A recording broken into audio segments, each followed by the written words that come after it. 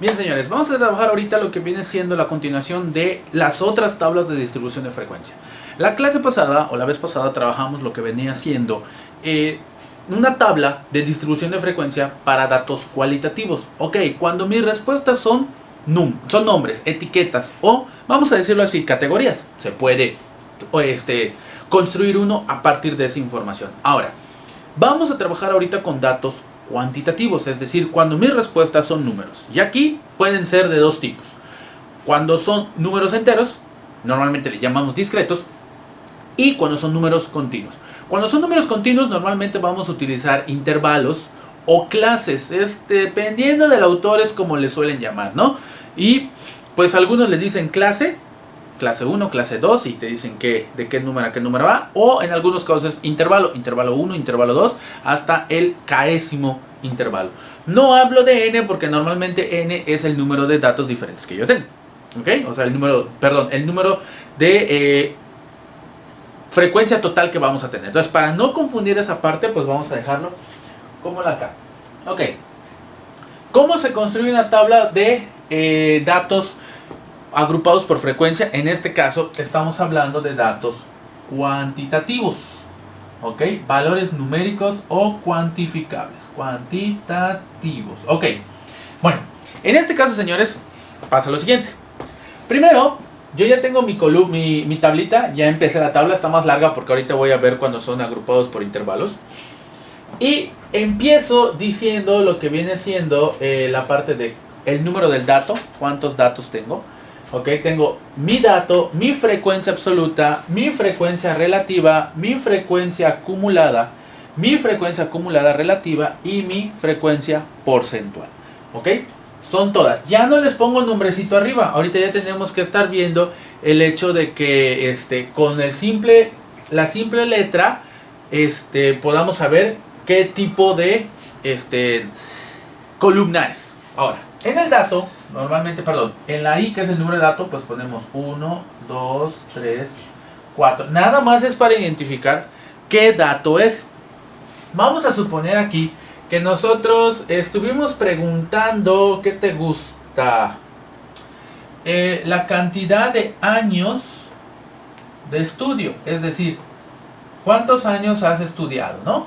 Y vamos a suponer que tenemos las respuestas más comunes, las cuales son más seguidas.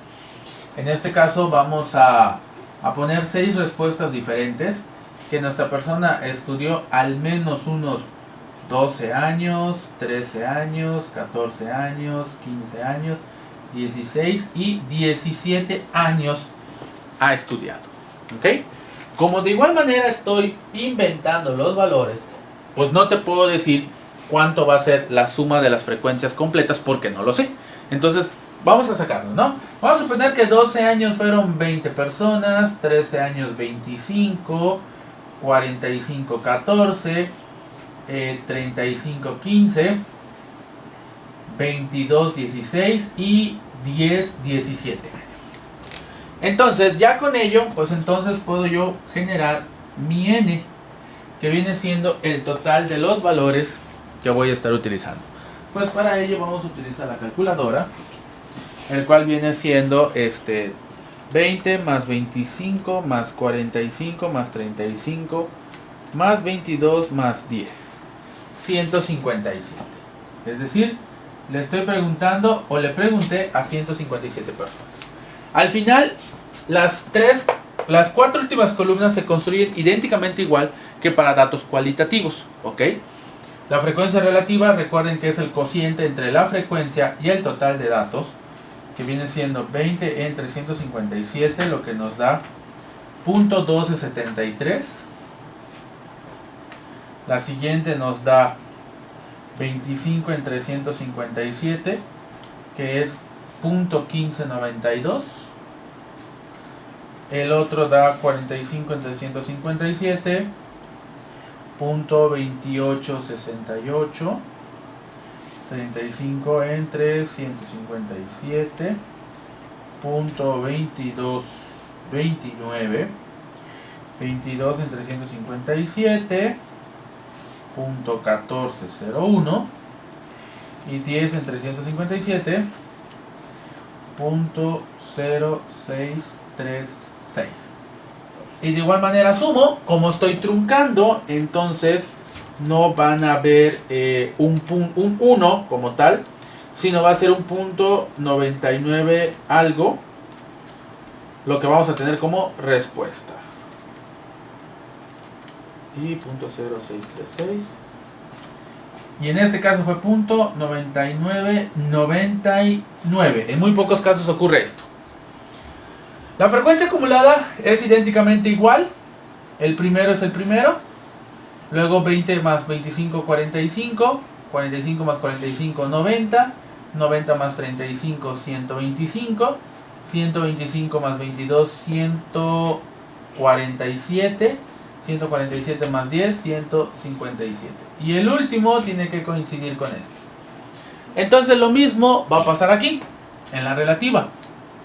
Punto 1273 más punto 1592,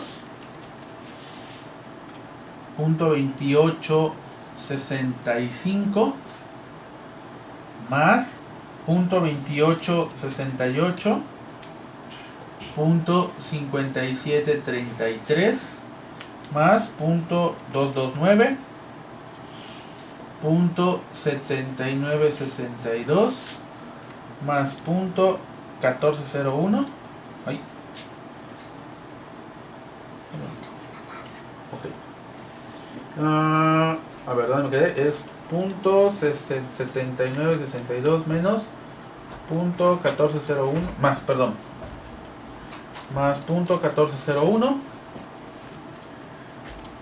punto 9363 y más este, pues punto 9999.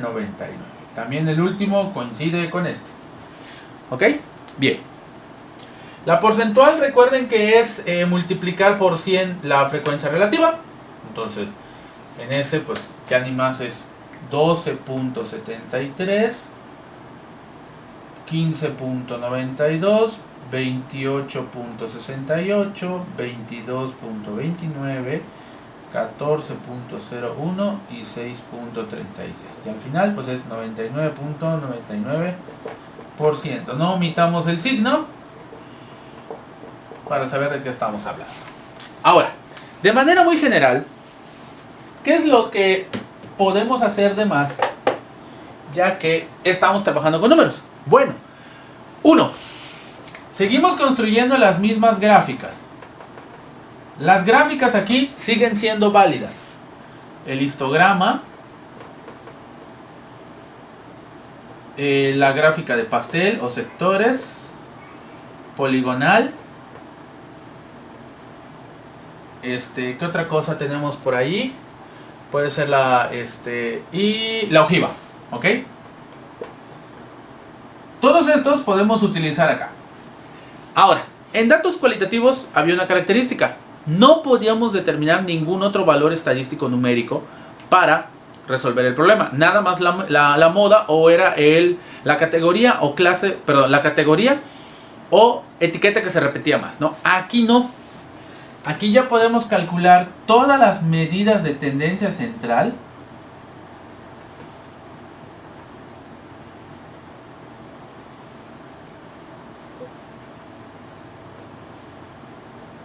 Así como las medidas de variación.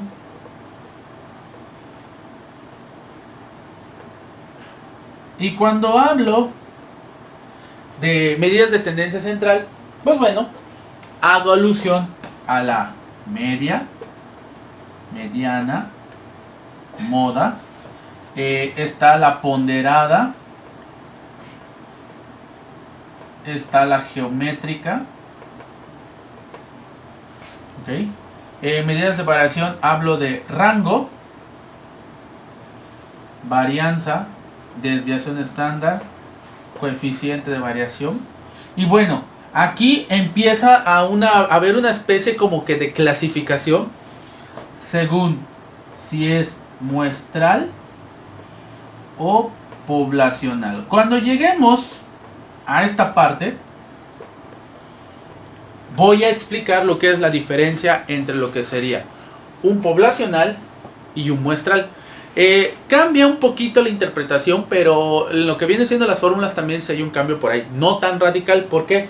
Porque la medida de tendencia central normalmente en lo que es la población y la muestra es exactamente igual. Donde sí tenemos una variante muy sustancial, porque nos puede dar un resultado diferente, es en el concepto de medida de variación, en particular la varianza y la desviación estándar.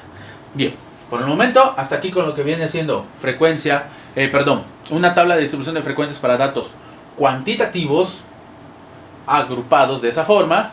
Y bueno, en un momento más veremos lo que es los mismos datos, pero ahora agrupados por intervalos.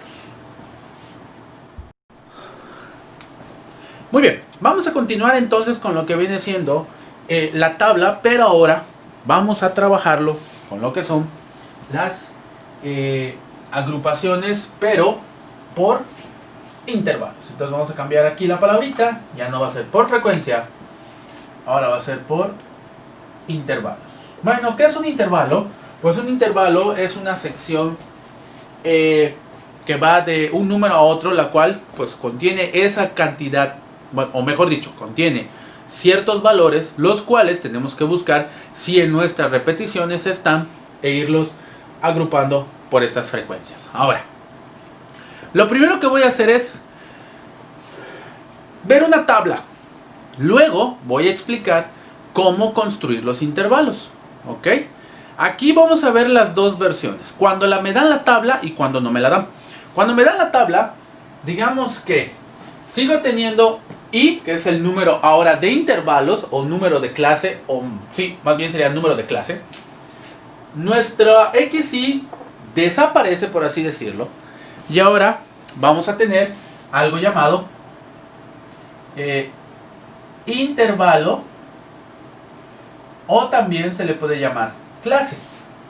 Ahora, aquí hay dos posibilidades. Voy a ver la más común. Por ejemplo, que nos den del 1 al 5, del 6 al 10, del 11 al 15, del 16 al 20, del 21 al 25 y del 26 al 30. Ahí está. ¿Ok? Frecuencia relativa, acumulada relativa y porcentual salen idénticamente igual. Esas no cambian. ¿Qué es lo que va a cambiar? Lo siguiente. 1. Cuando están de esta forma, en donde el límite superior de la clase, cualquiera, no coincide con el límite inferior de la siguiente, entonces hay que hacer una construcción más que se le llama límites reales superior e inferior. Y además de que esté esta o esté esta al principio, hay una columna que de por sí tenemos que construir, que se llama marca de clase. Esta de cajón tiene que ir. La marca de clase, conocida como MCI, es como intentar decir XI. Porque como ya no lo tengo, entonces yo necesito determinar un valor numérico que me representa todo el intervalo. Y pues este viene siendo la marca de clase. Ahora, como ya expliqué que esto funciona, igual entonces me voy a centrar aquí. Primero, ¿cómo determino la marca de clase?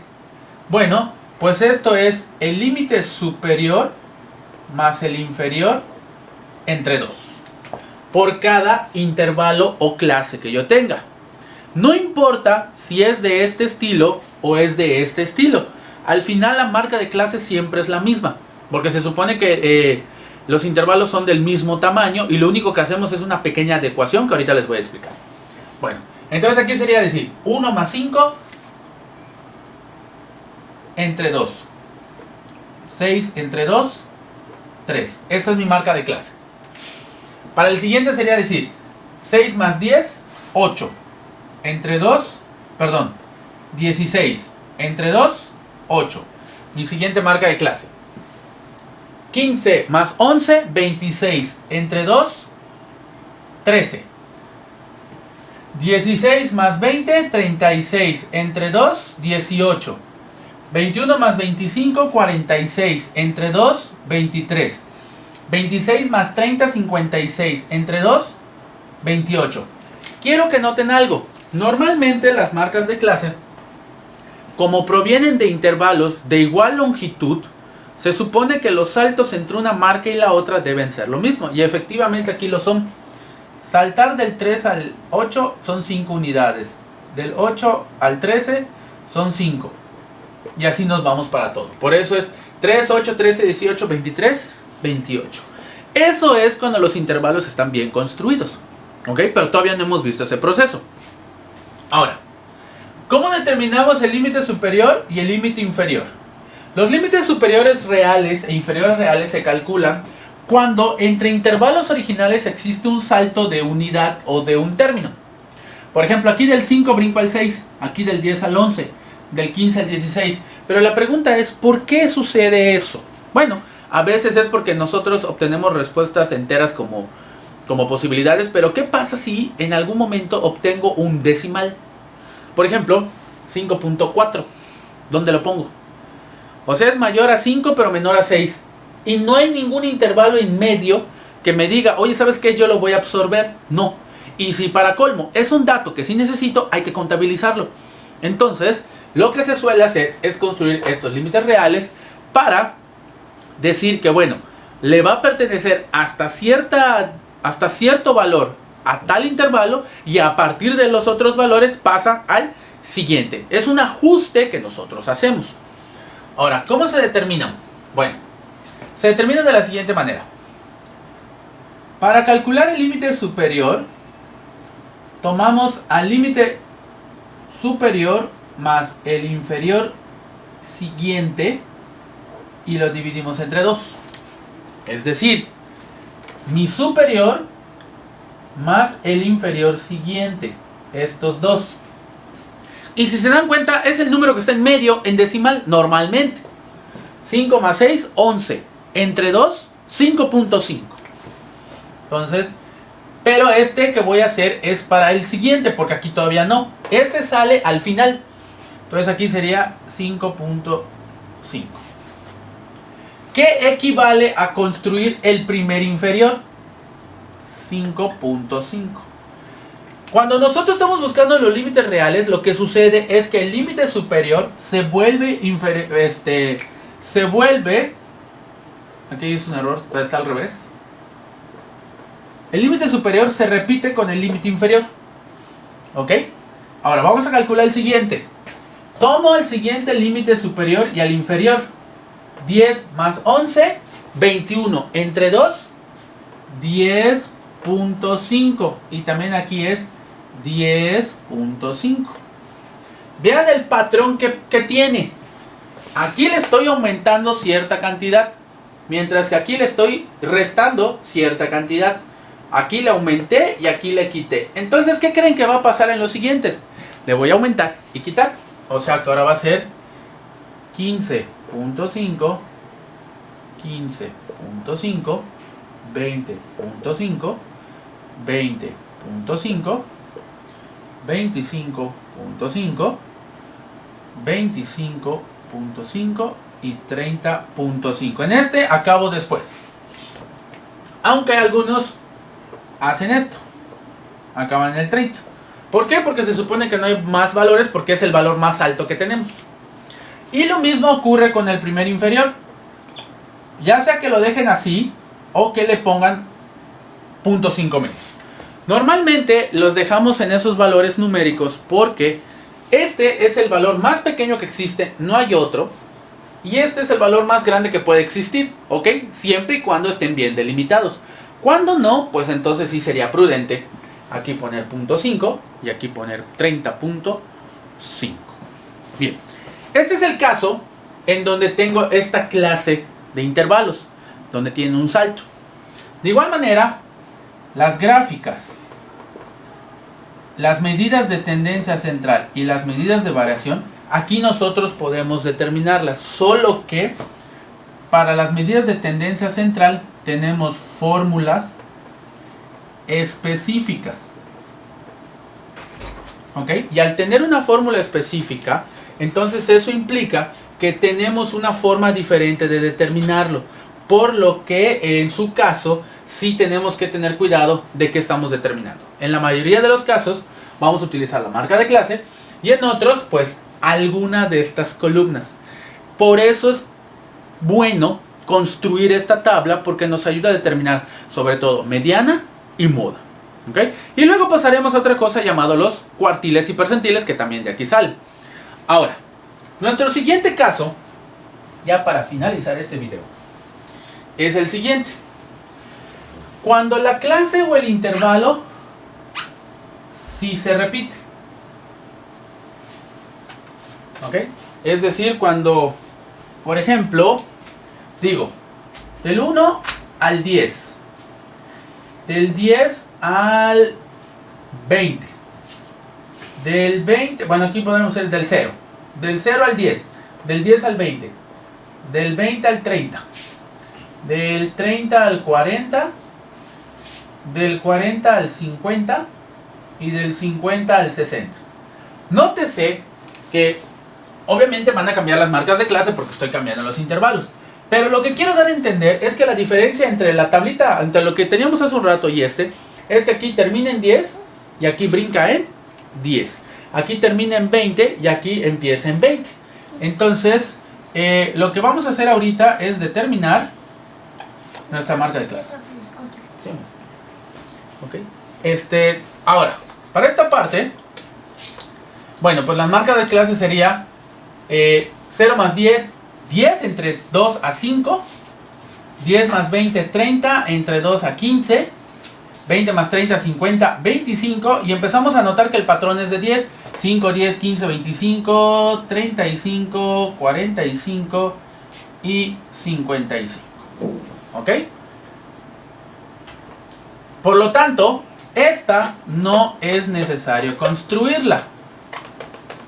Para este caso, esta no existiría, debido a que ya tengo límites reales aquí. ¿Ok? Nada más tendríamos que trabajar esto y bueno, ya a partir de ello ya puedo terminar gráficas, media tendencia central o medidas de variación. Muy bien, señores. Pues muchísimas gracias por su atención. Hasta aquí terminamos esta parte del video. El siguiente video será construir los intervalos, ya sean con límites reales o no. ¿Ok? Muchísimas gracias por todo. Síganme en mi canal, suscríbanse por favor y agradecimientos a lo que es Casio, Steph Art, Universe Toys y JR Sublimaciones. Nos estamos viendo para el próximo video. Hasta la próxima.